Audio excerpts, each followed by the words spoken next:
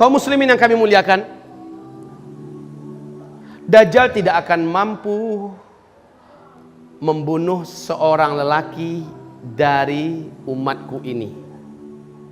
Seorang remaja lelaki tidak mau sujud kepadanya. Dajjal marah. Sementara orang lain berjumpa dengan Dajjal akan termakan oleh kekuatan Dajjal, akan tertembus oleh hipnotisnya Dajjal, akan mampu dikuasai oleh Dajjal. Tapi remaja laki-laki ini enggak, disuruh sujud malah ngelawan. Lalu remaja laki-laki ini berkata, kamu adalah musuh Allah, kamu adalah Dajjal, saya tidak akan pernah sujud kepada kamu, saya hanya sujud kepada Allah. Remaja laki-laki ini dibunuh oleh Dajjal. Setelah digergaji duanya kepalanya, tembus dan sampai ke dada, terbelahlah badannya. Remaja ini tergeletak, darah pun bersimbah di lantai. Remaja laki-laki ini dikelilingi oleh Dajjal. Satu kali keliling sambil mulutnya komat kamit membaca mantra-mantra tertentu. Setelah satu keliling, Dajjal menunjuk kepadanya, kum, bangkit kamu. Remaja ini Allah izinkan betul-betul kembali menyatu tubuhnya. Menyatu dari bawah, menyatu ke leher, menyatu kepala, dan bangkit. Darah yang tadi segar tetap di lantai. Tubuhnya bersimbah darah tetap banyak, tapi remaja ini sudah berdiri lagi. Gimana, kamu akui nggak saya sebagai Tuhanmu? Kamu sudah saya bunuh, sekarang saya hidupkan kembali, dan itu hanya Tuhan yang bisa buat. Kamu sudah saksikan saya lakukan itu pada kamu. Kamu akui nggak saya sebagai Tuhan kamu? Sujud nggak? Apa kata si remaja ini? Makin kuat imannya. Sorry Jal, makin kuat keyakinan saya, ente asli Dajjal. Karena ada hadisnya yang sudah saya baca, Dajjal akan membunuh seorang remaja lelaki yang tidak mau tunduk kepadanya, lalu menghidupkannya kembali.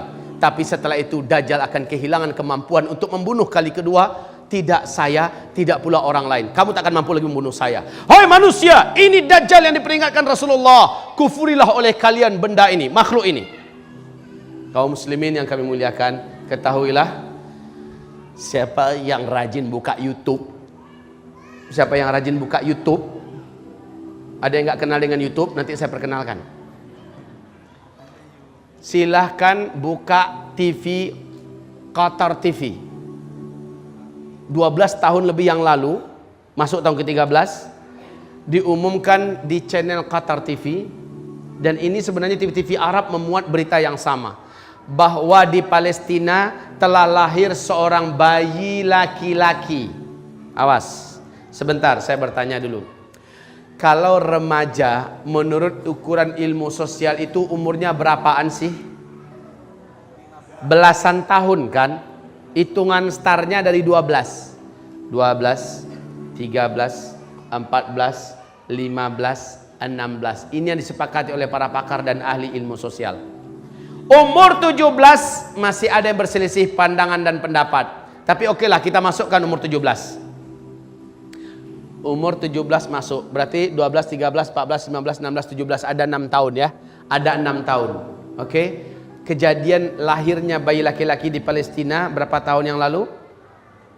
12 tahun yang lalu lewat, masuk tahun 13. Bapak, bayi ini telah mengguncang dunia Arab. Bahkan berita ini sempat ditayangkan di salah satu televisi Indonesia. Telah lahir seorang bayi laki-laki di Palestina yang dapat berbicara, awal lahirnya sudah berbicara dengan bahasa Arab Fusha.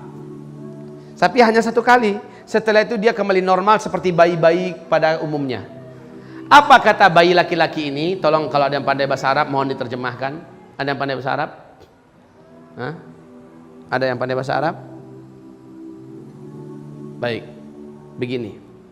Kata bayi ini sebaik dia baru lahir, ana rajulun sayaqtuluni dajjal wala yaqtulu ba'di ahadan abada.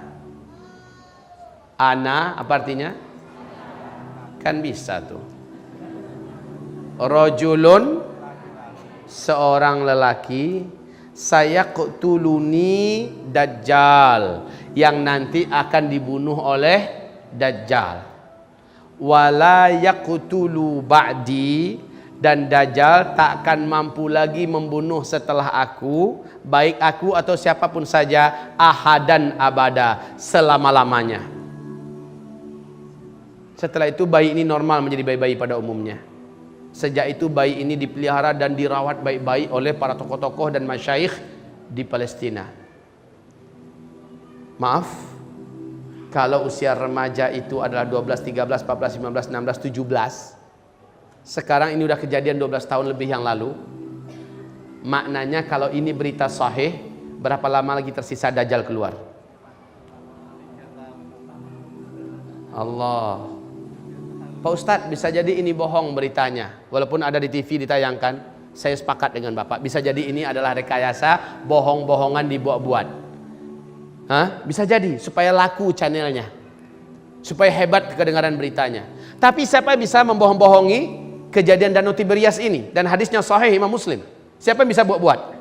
Siapa yang bisa mengadang-adang, mengarang-arang tentang kebun kurma Baisan?